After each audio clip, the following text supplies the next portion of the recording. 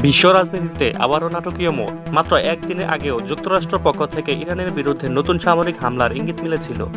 কিন্তু সব জল্পনা কল্পনা বাদ দিয়ে মার্কিন প্রেসিডেন্ট ডোনাল্ড ট্রাম্প ঘোষণা করেছেন পরিকল্পিত হামলা আপাতত বাতিল করা হয়েছে। ট্রাম্পের ভাষ্য অনুযায়ী ইরান এবং মধ্যপ্রাচ্যের আরও একটি দেশ যুক্তরাষ্ট্রকে সামরিক অভিযান থেকে বিরত থাকার অনুরোধ জানিয়েছেন। তিনি দাবি করেন একটি সম্ভাব্য সমঝোতার মৌলিক কাঠামো নিয়ে অগ্রগতি হয়েছে। তবে তিনি স্পষ্ট করে দিয়েছেন এই সিদ্ধান্ত স্থায়ী নয়। দ্রুত কোনো চুক্তিতে পৌঁছানো না গেলে পরিস্থিতি আবারও বদলে যেতে পারে। এই ঘোষণার আগে কয়েকদিন ধরে অঞ্চল জুড়ে উত্তেজনা দ্রুত বাড়ছিল।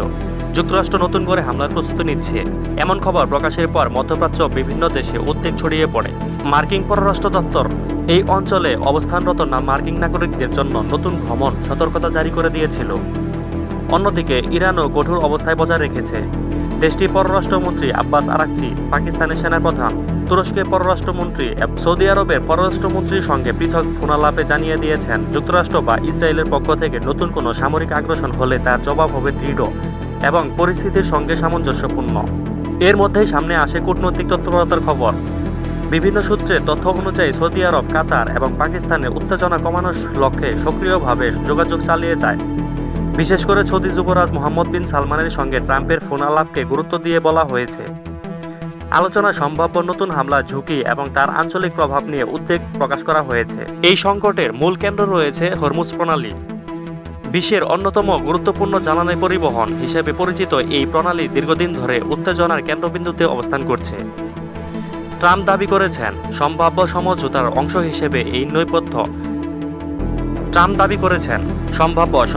অংশ হিসেবে এই নৌপথ দ্রুত স্বাভাবিকভাবে চালু করার বিষয়টি আলোচনা রয়েছে। তবে সব পক্ষের বক্তব্য এক নয়। বিশ্লেষকদের একটি অংশ মনে করেন ইরান এখনও সামরিক চাপের মধ্যে কোনো আলোচনায় যেতে আগ্রহী নয়। তাদের মতে হুমকির মুখে সিদ্ধান্ত নেওয়া তেহরানের দুর্বলতা প্রকাশ হিসেবে দেখতে চায় না তেহরান। ফলে আলোচনার পথ খোলা থাকা সত্ত্বেও বিশ্বাস পুরোপুরি দূর হয়নি। এদিকে সংঘাতের আরেকটি গুরুত্বপূর্ণ দিক হচ্ছে গাজা পরিস্থিতি। একই সময়ে গাজার নতুন করে হামলার খবর এসেছে।